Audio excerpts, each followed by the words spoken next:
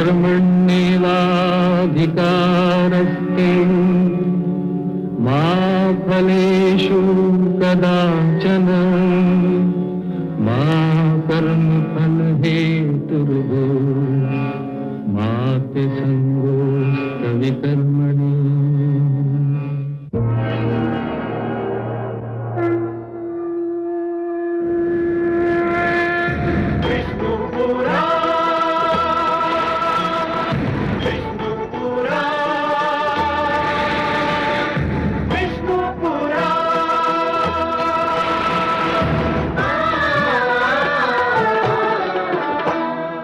जीव ज्ञान ब्रह्म ज्ञान अथ श्री विष्णु पुराण ओम की कथा महान जय श्री विष्णु पुराण विष्णु पुराण विष्णु पुराण विष्णु पुराण प्रगटे कब तीन लोक जन्म मृत्यु हर्ष शोक पृथ्वी जल वायु गगन प्रकृति कब ज्योत अगन इस पुराण में है निहित जप तप और योग ध्यान विष्णु पुराण विष्णु पुराण विष्णु पुराण। मैं माँ हूं, धरती माँ। मुझे दुख हुआ कि प्रहलाद ने जिस परंपरा की नींव डाली थी, बलि उसे समाप्त करने पर तुला है। उसने प्रहलाद की भी नहीं सुनी और माता लक्ष्मी की चेतावनी को भी नहीं समझा। अपने अनुचित वचन को निभाने के लिए बलि ने मानवलोक पर पूरी शक्ति से आक्रमण कर दिया। बेचारा निर्दोष मानव इस अचानक आई विपदा से घबरा गया। बलि की शक्तिशाली सेनाओं ने मानवलोक को रौंद डाला। मानवलोक में हाहाकार मच गया। बलि ने बलपूर्वक मानवलोक में देवताओं की पूजा बंद करवा दी और देवताओं का ये अंतिम सहारा भी छिन गया।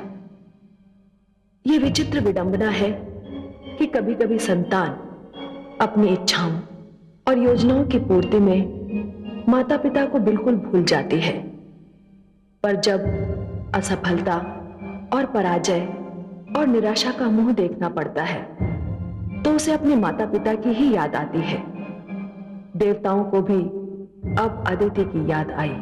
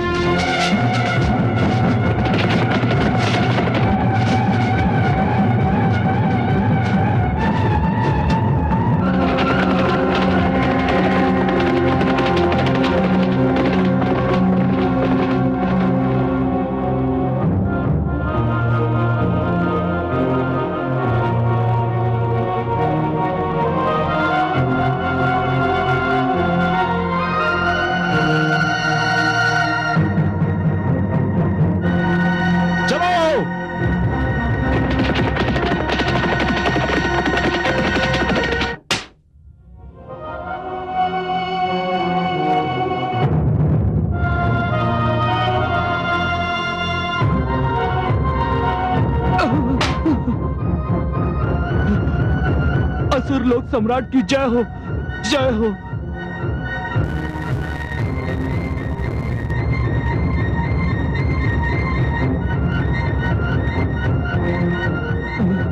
कहाँ छिपाया तूने कायर देवताओं को? महाराज, वे तो ये सुनते ही यहाँ से चले गए कि आप इधर पधार रहे हैं।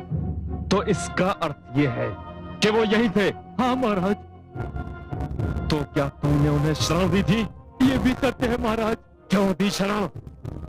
क्या तूने मेरी घोषणा नहीं सुनी थी कि जो भी देवताओं को शरण देगा वो मेरा शत्रु होगा?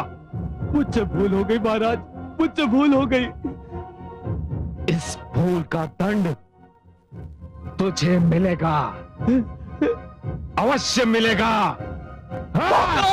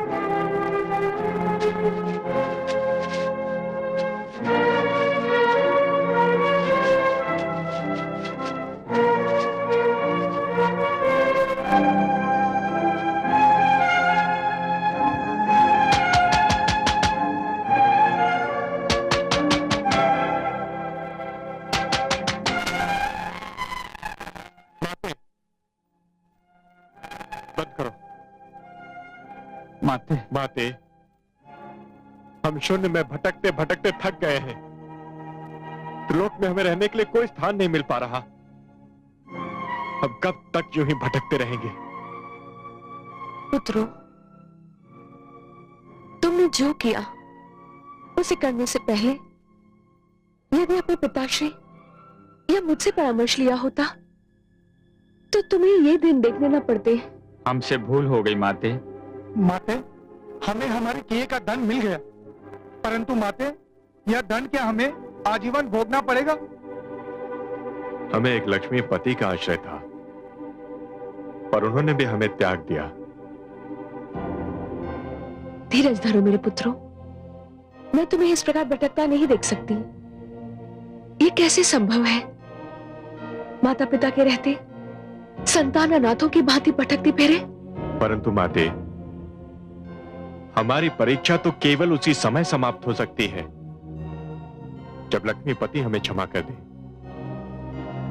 और उन्हें केवल आप मना सकती हैं। मैं उन्हें मनाऊंगी। मैं उनसे कहूंगी कि मेरे पुत्रों को क्षमा कर दें। उन्होंने कभी मुझे एक वचन दिया था, मैं उन्हें उस वचन का स्मरण कराऊंगी।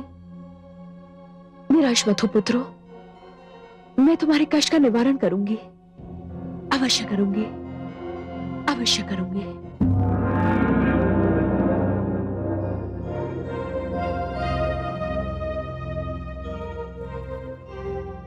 मैं जानती हूँ कमल नयन, इस समय आपके मन में कितनी गहरी उदासी छाई हुई है। उदासी तो आपके नेत्रों से भी झांक रही है महादेवी। क्या करूं? निर्दोष और असहाय मानव पर जब अत्याचार होता है तो आप भी व्याकुल हो उठते हैं और मैं भी तड़प उठती हूँ। बलि ने मानव लोक में जो उथल पुथल मचाई है उस पर मुझे बहुत क्रोध आ रहा है। मैंने आपसे कहा था महादेवी कि आसुरी प्रवृत्तियों को परिवर्तित होने में कई पीढ़ियां बीत जाएंगी, और मैंने यह भी कहा था ना महादेवी कि बलि अपने जीवन के दोराहे पर खड़ा है। हाँ कमल नयन, मुझे आपके मुख से निकला एक एक शब्द स्मरण रहता है, मैं कैसे भूल सकती हूँ। बस मुझे दुख इस बात का है कि इस दोराहे पर पहुंचकर बलि उस मोड़ की ओर मुड़ गया है जो सत्य के मार्ग पर नहीं जाता। मुझे इसका भी दुख है कि उसने मेरी बात नहीं मानी। महादेवी, हर निर्माण में विनाश के और हर उत्थान में पतन के कारण भी छिपे हुए होते हैं। जब भी कोई व्यक्ति ऊंचाइयों पर जाने लगता है तो पतन उसे नीचे लाने के अवसर खोजता रहता है। बलि ने आपकी बात को ना मानकर अपने पतन को अवसर प्रदान किया है। मुझे अपने प्रिय पुत्र प्रहलाद के वंशज के पतन का विचार ही बहुत दुखी कर देता है। बलि ने सब कुछ बदल दिया। पर महादेवी ये मत भूलिए कि बलि का एक गुण प्रशंसा करने योग्य है। वो अपनी बात पर अडिग रहा। उसने जो कहा वही कर दिखाया। हे पद्मनाभ, हे महादेवी, हे नारायण, हे त्रिलोकीनाथ। अरे अरे, देवमाता अदिति, ये आप क्या कर रही हैं देवमाता? अब त्रिलोक में मेरे लिए आपके चरणों के अतिरिक्त कोई स्थान नहीं रह गया है। ये मेरा अंतिम आश्रय है। मुझे अपने चरणों में पड़ा रहने दीजिए। नहीं देवमाता, नारी और माता का स्थान मेरे चरणों में नहीं, मेरे मन में है, मेरे शीश पर है। आज्ञा दीजिए, आप क्या चाहती हैं? मेरे पुत्रों को क्षमा कर दीजिए जगदीश्वर। देवमाता अदिति, आपके पुत्रों ने मेरे विरुद्ध तो कोई अपराध किया नहीं है जिसे मैं क्षमा कर दूं। उन्होंने विरोचन और बलि के प्रति अपराध किया है देवमाता, सो क्षमा भी केवल वही कर सकते हैं। हां, मुझे उन पर रोष अवश्य है और इसीलिए मैंने अपना नाता उनसे तोड़ लिया है। तो आप मेरी विनती मान लीजिए, अपना रोष समाप्त कर दीजिए, उनसे फिर अपना नाता जोड़ लीजिए। आपके बिना मेरे पुत्र तो माता पिता के रहते हुए भी अनाथ हो गए हैं।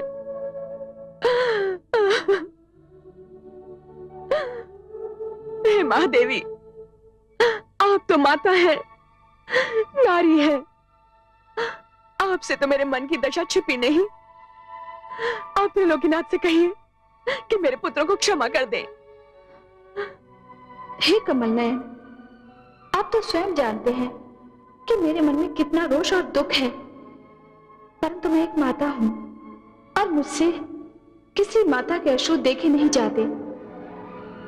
चाहे जो भी हो, देवतागण हमारा अंश है। हम स्वयं को उनसे दूर तो कर सकते हैं, परंतु अलग नहीं हो सकते। और स्वामी, आपके चरणों में आने वाला यूं भी निराश नहीं लौटता। आप देव माता अदिति को निराश मत कीजिए।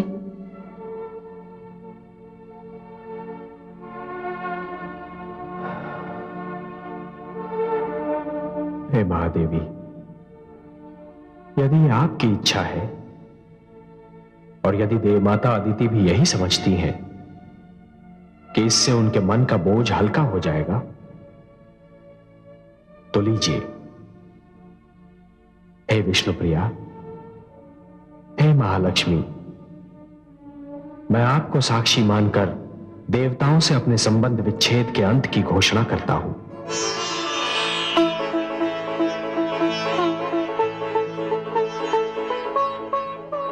अब तो आप प्रसन्न हैं माता, इसीलिए आप विष्णु लोक आई थी ना? नहीं त्रिलोकीनाथ, ये तो मेरे आने का केवल एक और वो भी छोटा सा कारण था। बड़ा और मुख्य कारण मैंने अभी बताया नहीं।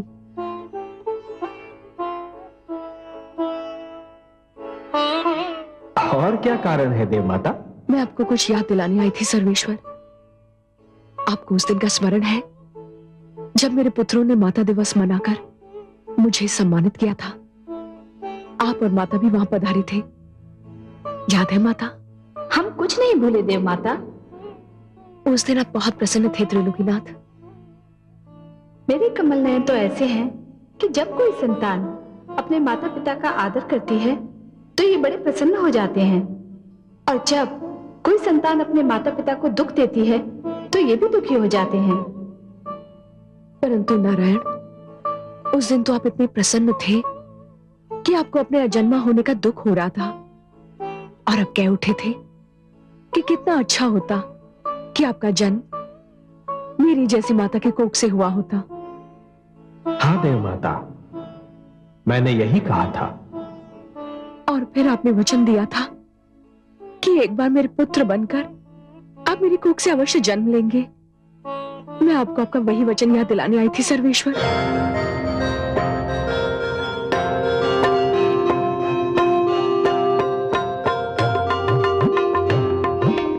उचित समय पर मैं अपने वचन की पूर्ति अवश्य करूंगा देव माता अदिति। समय आ चुका है पद्मनाभ। पुत्र का जन्म उसकी अपनी इच्छा का फल नहीं, माता पिता की इच्छा और सपनों का फल होता है।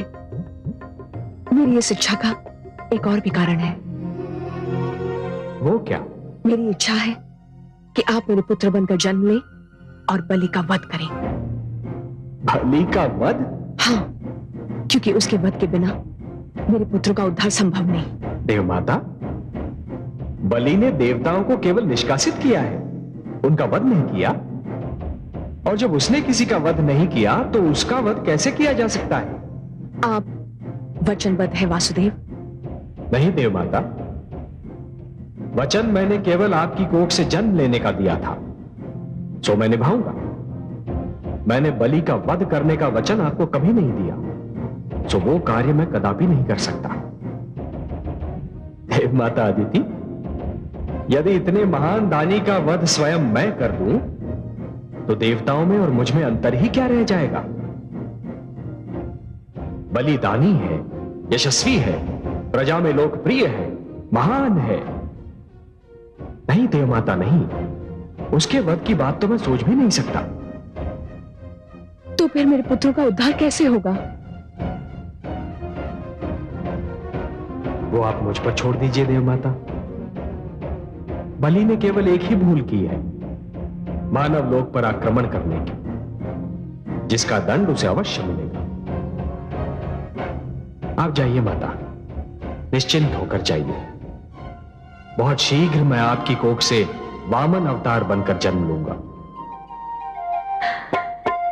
कोटि कोटि धन्यवाद सर्वेश्वर। कोटि कोटि प्रणाम हे माता लक्ष्मी। मैं धन्य हो गई।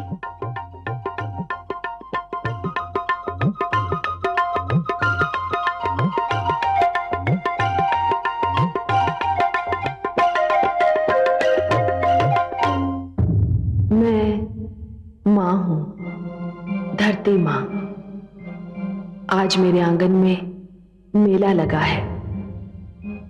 आकाश गंगा उतर आई है मेरी अंगनाई में। ब्रह्मा, सरस्वती, शिव, पार्वती, इंद्र, रति, समस्त देवता अपने गुरु महान ऋषि बृहस्पति समेत मेरे अतिथि बने हुए हैं। कोई बहुत महान घटना घटने वाली है। किसी बहुत शुभ और सुंदर कथा का प्रारंभ होने वाला है। माघ का महीना है, परंतु लगता है बसंत आ गया है। आज शुक्ल पक्ष है, द्वादशी का दिन है और दोपहर की घड़ी है, परंतु मेरी अंगनाई में इंद्रधनुष तना हुआ है। आओ, मेरे साथ मैं तुम्हें ले चलती हूं देव माता अदिति की कुटिया पर, वो दिखाने जो मैं देख रही हूं और देख देख कर धन्य हो रही हूं।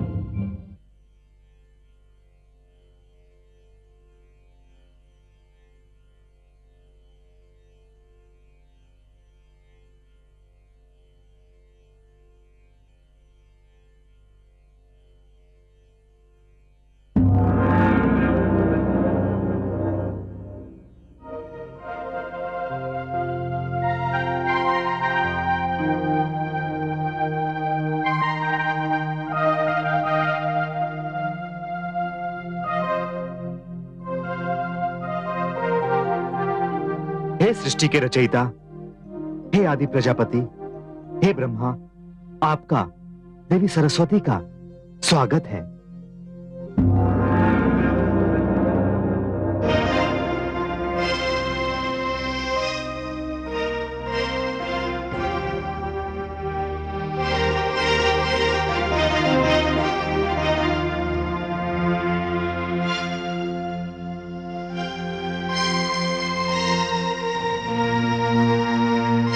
हे देवाधिदेव, हे नीलकंठ जटाधारी, हे भगवान शिव शंकर, अपने सेवक कश्यप का प्रणाम स्वीकार करें।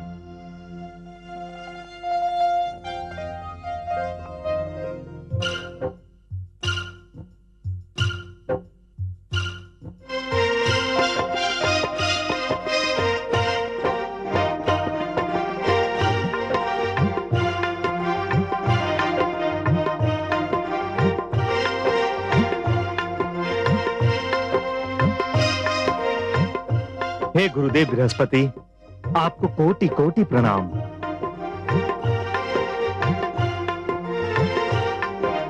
प्रणाम पिताश्री। दीर्घायु भव। बधाई हो ऋषि कश्यप, आज आपके घर में भगवान श्री विष्णु अवतरित हो रहे हैं। हे आदि प्रजापति, क्या कहूं, कैसे कहूं? भगवान श्री विष्णु को धन्यवाद देने के लिए मुझे शब्द ही नहीं मिल रहे। मानो संसार के सारे शब्द छिप गए हों। मैं जो कहता हूं उसे मन में दोहराइए। आपका धन्यवाद त्रिलोकीनाथ तक पहुंच जाएगा। हे समग्र कीर्ति के आश्रय भगवान, आपकी जय हो। हे अनंत शक्तियों के अधिष्ठान, आपके चरणों में मेरा प्रणाम है। ब्रह्मण्य देव, हे त्रिगुणों के नियामक, आपके चरणों में मेरा बारंबार प्रणाम है।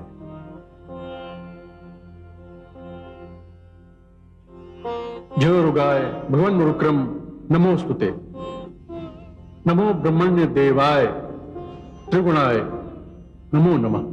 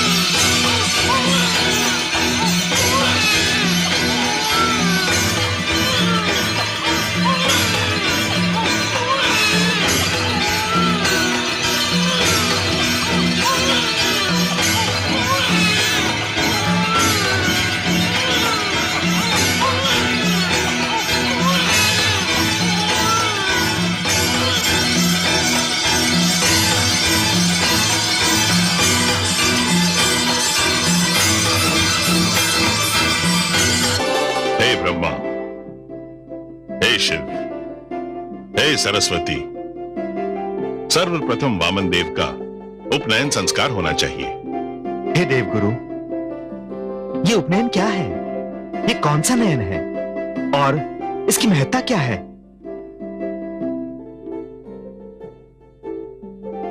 इस संस्कार का इससे उत्तम अवसर और क्या हो सकता है कि आप सब यहां उपस्थित हैं। उपनयन में बटे हुए धागे के 6 फेरे सदैव कर्मों के प्रति उत्तरदायित्व का स्मरण कराते हैं। ये स्मरण कराते हैं विद्यार्थी के रूप में ब्रह्मचर्य का पालन, गृहस्थ के रूप में पत्नी तथा परिवार का पालन, एक सामाजिक प्राणी होने के नाते सामाजिक नियमों का पालन, समाज के प्रति अपने उत्तरदायित्व का पालन तथा संन्यास तक क्षमा के समक्ष नियमों का पालन अनिवार्य है।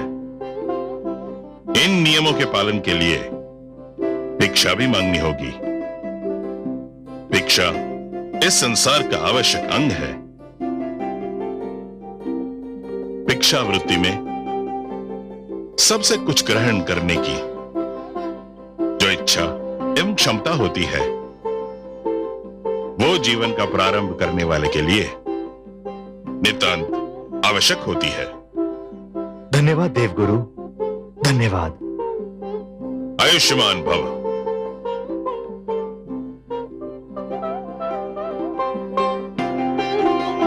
हे जगदीश्वर, बाहर पधारिए।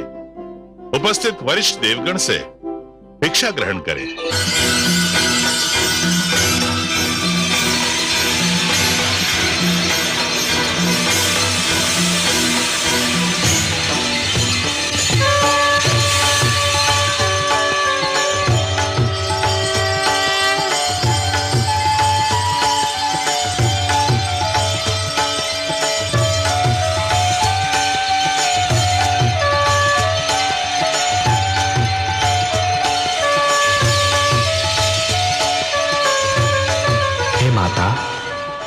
जननी, मेरी वंदना स्वीकार कीजिए।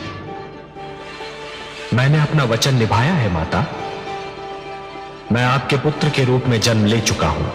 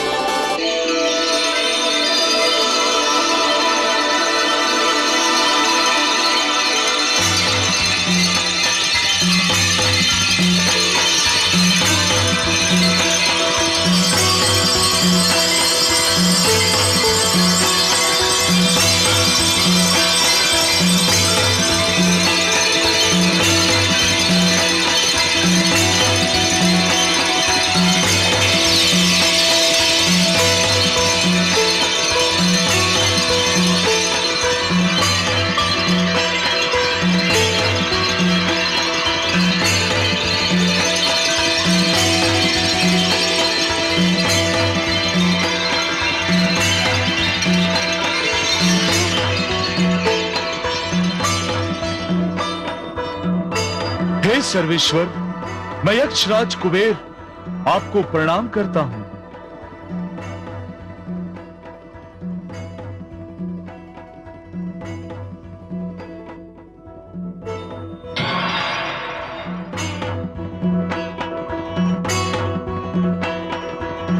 मेरी ओर से भिक्षा पात्र स्वीकार कीजिए।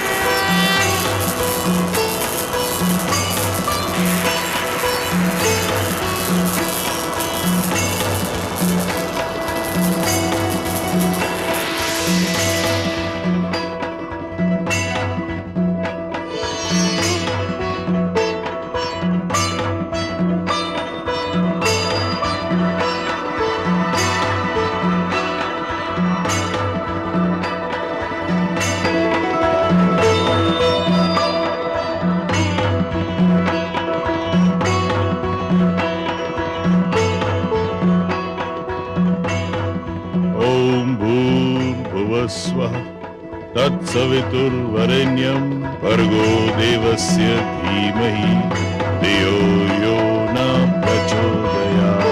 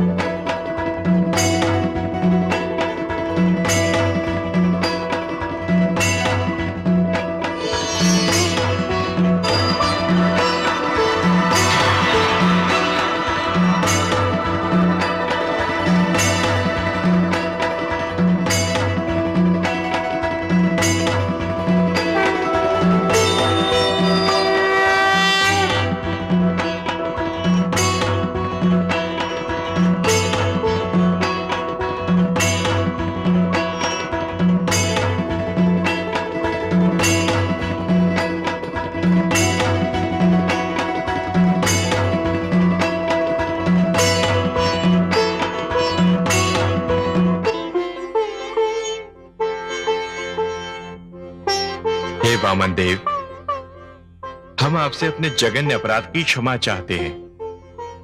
हम स्वीकार करते हैं कि हमसे एक ऐसी भूल हुई है जिसके कारण आप हमसे रुष्ट थे। हम वचन देते हैं कि भविष्य में कभी कोई ऐसी भूल नहीं करेंगे जो आपके रोष का कारण बन जाए।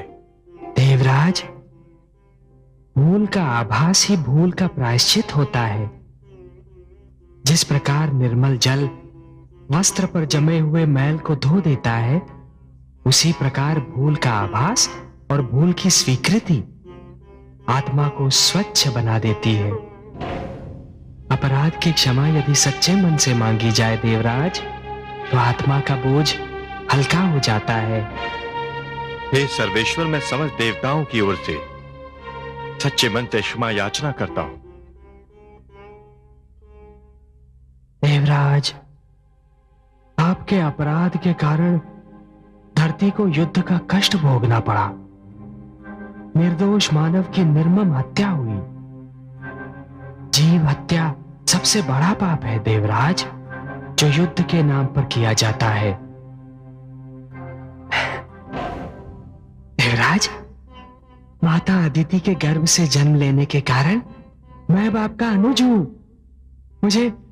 मुझे उस महान सुख का आभास हो रहा है जो केवल किसी माता की कोख से जन्म लेने के कारण ही मिलता है। ये महानतम आनंद है सृष्टि का देवराज। ये सृष्टि का महानतम आनंद है। इस आनंद के कारण और आप सबके पश्चाताप के कारण मैं आपको क्षमा प्रदान करता हूं। हे त्रिलोकीनाथ, हे पद्मनाभ, आपको कोटि कोटि धन्यवाद। आपका धरती पर अवतरण संपूर्ण जगत के लिए कल्याणकारी सिद्ध होगा। अब जिस रूप में भी दिखाई दे, वही रूप सुंदर और महान है। आपका यह वामन रूप भी अत्यंत मनोहर है। धन्यवाद देवराज, परंतु इस बार मैं स्वयं धरती पर भिक्षा मांगने आया हूं। भिक्षा मांगने? हाँ देवराज, भिक्षा मांगने, एक भिक्षुक बनकर।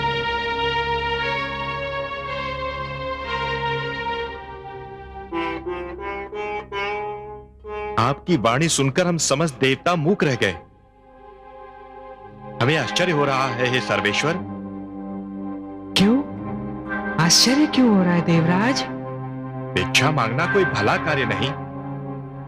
हे जगदीश्वर, भिक्षा मांगना तो एक निकृष्ट कर्म है, निंदनीय कार्य है, सामाजिक अपराध है। भिक्षुक तो दया का पात्र होता है। नहीं देवराज, आप जो कह रहे हैं वो अवश्य ही असत्य नहीं, पर पूर्णतया सत्य भी नहीं। मैं समझा नहीं है नीलकांत। देवराज, वो भिक्षा जो अथक परिश्रम के भय से, शारीरिक कष्ट उठाने के भय से, आलस्य से मांगी जाती है, वो अवश्य ही एक निकृष्ट कर्म है, तो निंदनीय है, एक सामाजिक अपराध है। परंतु भिक्षा के और भी तो रूप होते हैं देवराज। और रूप? और रूप क्या हो सकते हैं जगदीश्वर?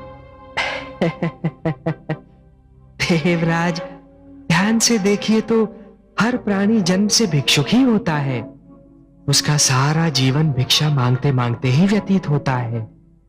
और वो जिन वस्तुओं की भिक्षा मांगता है, उन सारी वस्तुओं की निंदा भी नहीं की जा सकती। आप ज्ञान का स्रोत हैं हे नीलकांत, ज्ञान का आधार है। जो आप जानते हैं, कोई और उसका एक अंश भी नहीं जान सकता। पर क्षमा करें, हम आपके विचार समझने में असमर्थ हैं। आप जो कह रहे हैं, हमें उसकी व्याख्या जानने की इच्छा हो रही है। कोई प्राणी मात्र जन्म लेने से ही भिक्षुक कैसे हो सकता है?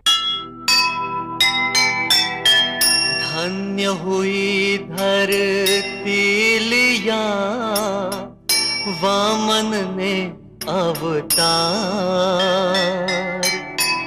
आए मिलकर देवगण देने को उपहार। जाने ये क्या भेद है